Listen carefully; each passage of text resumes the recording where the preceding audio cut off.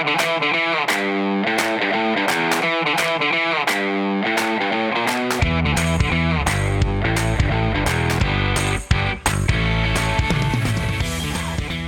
back to another episode of The Political Life.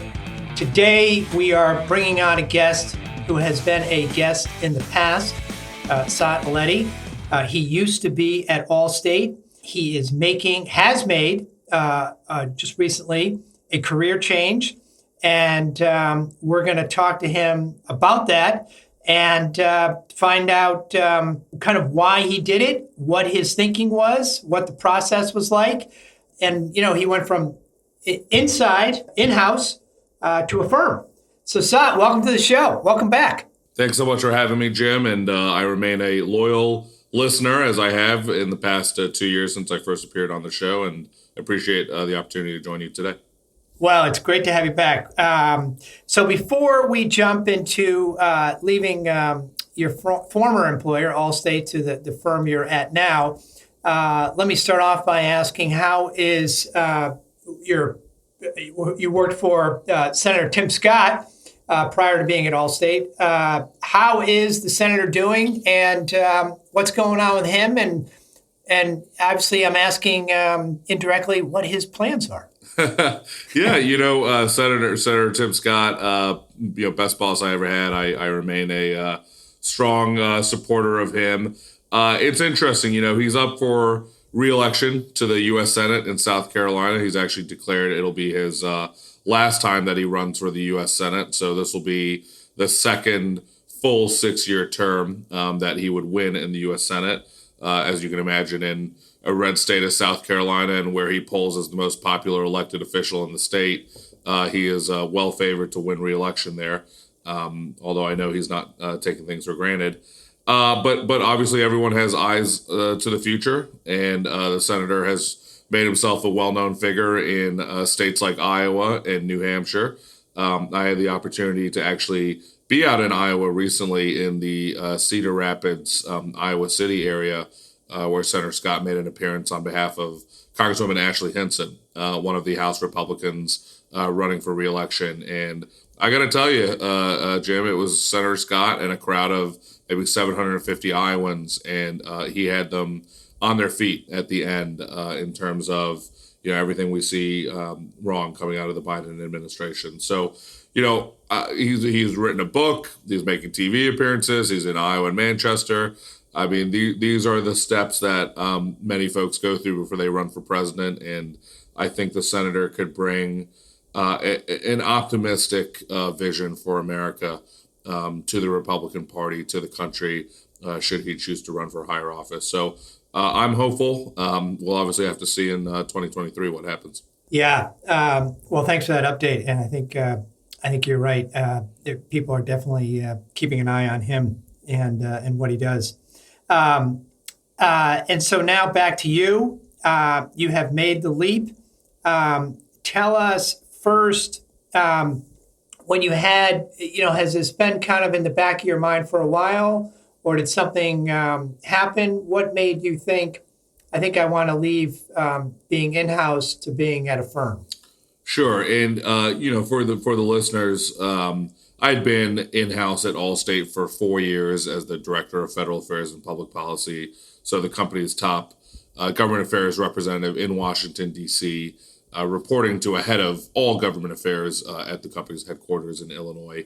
And it was a great 4-year run. I have no complaints. I mean, Allstate gave me plenty of opportunities to join nonprofit boards and to speak at public engagements. The company certainly had enough political resources in order to build relationships on both sides of the aisle, and just the opportunity to represent a Fortune 100 brand, a household name. I mean, there is not a single member of Congress or congressional staffer who does not know Allstate. I can't tell you how many of my meetings started with, a member of Congress telling me that they were a policyholder, or, their dad used to be an agent, or some other kind of story like that. So it was a wonderful ride for 4 years, but I think there were really two kind of precipitating factors towards the end of my tenure. The first being the desire to do something a little bit more entrepreneurial in my career. And as you know, the multi-client or contract lobbying world, a big part of that is business development. A big part of that is the need to go out, sign clients, right, bring in new business, really kind of sell yourself almost as the product to people who are looking for assistance in the government affairs world. And with that comes the reward of, more compensation, more work, right? I mean, it's just a kind of tie between, hey, I'm going to go out and put my effort into this, and then I'm going to see it reflected in, directly in my reward for my work. That's very different than the normal corporate job, and I think that's something that I'm really looking forward to in this new chapter of my career. And that also comes with the ability to do a lot of different issue areas. I love the insurance world. It's what I worked on a lot during my time in government. But my goodness, when you wake up day after day and you're hammering on the same issues, after 4 years, you want a bit of spice, you want a bit of variety in what you're working on, and multi-client offers that opportunity. So that was kind of one big bucket, but one big factor I thought of. The second, and for people who follow K Street or Washington D.C., it's kind of a tried and true path, but as the folks that you have relationships with are elevated to certain positions in government, you might be able to provide value to clients in a different way than you had. And I think over the past 4 years, I made some great relationships with, who were junior members of Congress who are going to be assuming certain positions of influence in our government should Republicans take over the majority. And then obviously my former boss, it's no secret, is due for the top Republican position on the Senate Banking Committee, whether that be chairman or ranking member. So in that sense, it also it made it a good time for me to try going multi-client. And as you began to look at the landscape, and we'll get to your firm and have you talk about your firm, you clearly had many. My guess is many different options that you could pursue. So what were you looking for in the firm that you wanted to end up, or was there something you wanted to try to avoid? So there were kind of two factors I looked at. First was the size of the enterprise that I would be going to. And then the second was really the political makeup and reputation. So I'll talk about size first. The near universal advice I got was not to go to a mega or super large firm. I mean, I was kind of told, first of all, you're going to be mostly servicing other partners' clients with very little in terms of business development or very little reward for any business development that you do, and that also you would get lost in the shuffle. You're the seventh guy or gal on the account, at some of these bigger firms. So I thought about that. I took that into account, and that's not to say that I don't respect some of the larger firms that are in this world, but that was definitely something that kind of stuck with me. But on the other end of the spectrum, in lobbying, you have the opportunity to go out and basically say, I'm Saat Alety LLP. That's it. I am the brand. I'm the business. I'm, working out of my townhouse, and that's a pretty good brand. Yeah, that's I would hope so. But that's you do see that a lot in the lobbying world, especially when people have, I think, reached a certain point in their career where they're confident in the network that they have, or they've had a certain position in government that gives them a very unique skill set. So that's kind of the other end of the spectrum, right? You can either go mega lobbying law firm with hundreds, if not thousands, of practitioners, to I'm just one guy working out of my basement, and that seems to have required a high risk tolerance that maybe I wasn't at a stage in my career to hurdle over. So I kind of determined that the right answer was somewhere in between those two extremes, and probably closer to the sole practitioner, in the sense that I wanted a smaller firm. I wanted a small team, somewhere I could make an impact, and quite frankly, a firm that was focused on its growth trajectory and really has room to expand. So that was kind of one of the decisions I made early in the process. And then the second element, political makeup and reputation. It became very clear to me that it was important that I go somewhere that had a real bipartisan reputation, bipartisan team. I think the model of the partisan firm is already dying in Washington, D.C., and many have commented that we have a lot less of those around today. If you look at firms like, Heather Podesta's outfit Invariant, if you look at firms like BGR, I think 15, 20 years ago, they were associated with one party or the other. But now, have government affairs professionals on both sides of the aisle.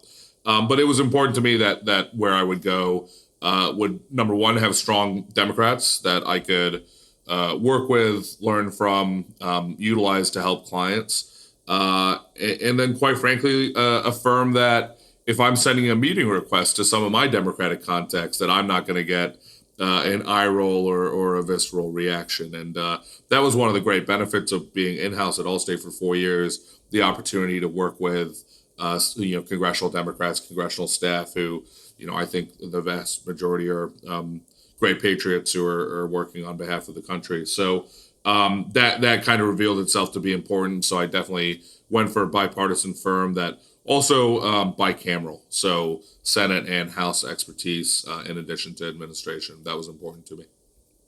Well, that makes a lot of sense. It's a lot of sense. Kind of middle-sized firm, entrepreneurial opportunity, working both the Senate and the House and bipartisan. That makes a lot of sense. And so now tell us about Federal Hall Policy Advisors is the name of the firm, correct? Absolutely, yes. Federal Hall Policy Advisors, otherwise known as Fed Hall. Fed Hall, okay. Fed Hall is the nickname. You can check us out at www.fedhall.com. Okay. We are actually named after, I don't know if you've checked it out before, Jim, but it's the Federal Hall building.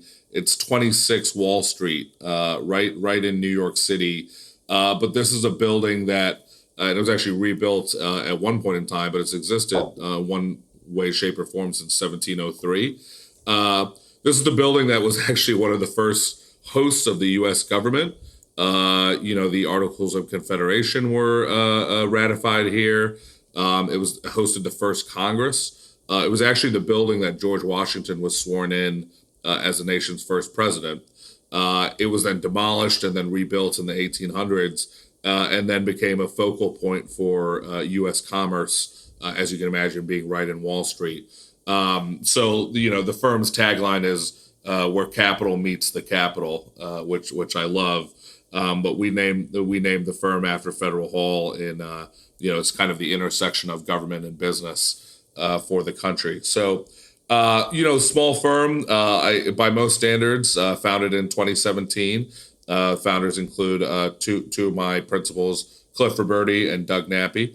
Both are Long Island natives, both are long-term Hill aides, both on the Senate and the House side, who largely specialize in financial services, which is what I spent my career in government in.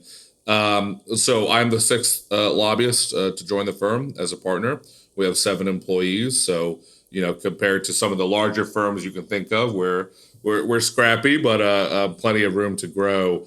And over 30 clients at the firm in just 5 years, approximately $5 million in lobbying revenue. So I think the most important thing I thought of before joining these guys and gals at Federal Hall, I just the level of respect and the relationship I have with everyone at the firm. I mean, I knew all 6 of the existing employees. I had worked with all of them for years. And I really worked with them in 2 different facets of my career. So Fed Hall represents Allstate as a client.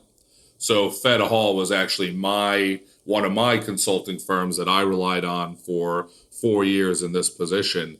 And, getting to see them from the client side, you get to see, what level of performance do they have? What level of expertise do they bring to the table? And, bar none, they were fantastic representatives for Allstate, knowledgeable, honest, accountable, responsive, which is what anyone wants out of a government affairs professional. And I really appreciated just the deep relationships they had in both parties, all the way from the staff assistant sitting at the front of the congressman's desk to the congressman himself, right? And I think in lobbying, that's important. So really great client service for 4 years, great guidance for me as a if you remember, Jim, when I told you 2 years ago, it was my first lobbying job, my first corporate job, my first management job. So I did need that support that they provided. But then if you go back before Allstate and think about my time in government, the lobbyists at Fed Hall have been lobbying me. They've lobbied me since 2014. The founder, Clifford Birdie, is actually one of the first lobbyists I ever worked with in my entire career. And this is when I was a communications director for Congressman Ed Royce of California, desperately trying to establish my credibility in the legislative world. This was kind of the stage of my career where I knew I wanted to move into policy, move out of communications. And, I got a lot of skepticism anytime I handed over my communications director business card to lobbyists that either came into the office or were the legislative director said, hey, work with this guy over here. Cliff was not one of them. Cliff was just immediately like, hey, I've been told this is the lead staffer on the project, so I'm going to work with this communications director on these legislative projects. And he was literally one of the first people that ever took me seriously in my career. And I remember that 8 years later. So, and there were other partners, other folks at the firm who, again, I've worked with in my time in government too. So, when it comes to going multi-client, especially if you're going to a smaller operation, I think trust is so important when you're going into business with folks, and those are the people you want to have on your team. So that was a big part of why I went with Fed Hall. Well, and you could see how they operated. That's a great story, how you first met him. And you could see how they operated over the years, how they managed, you and your company, how they got things done. So it's, you clearly have a very good understanding of the firm that you're joining and the quality of their work. So that's great. And you've also probably seen close up, a little bit of what their world is like, how they, what they have to do to take care of, when you were there, Allstate's issues and set up meetings and so forth and so on. So it's very interesting how you describe that. You kind of got to watch as they were working on your behalf, kind of see them in action.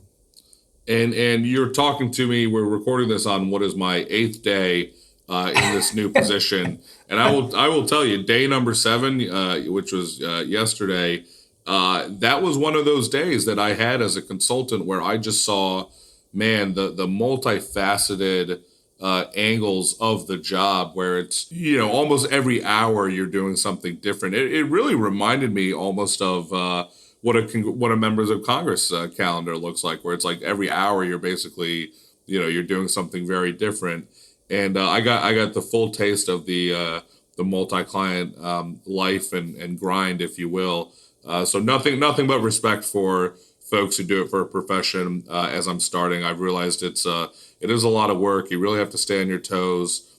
Client responsiveness is obviously very valued, and man, you have to just be able to switch into different issues, different tasks at the drop of the hat. Well, that's great, Saat, and we very much appreciate you coming on so early in your job. We wanted to get kind of before you got too far into it, kind of what it was like, leaving, being in-house and starting at a new firm. We very much appreciate Fed Hall allowing you to come on and give our listeners that perspective. So we wish you all the best, and we'll have to have you back on in a year and see how it's going. That sounds like a plan, Jim, and really appreciate your time today. Well, and to our listeners out there, remember you can follow us on social media, on Twitter, Facebook, and Instagram. And you can also sign up for our email at politicallife.net.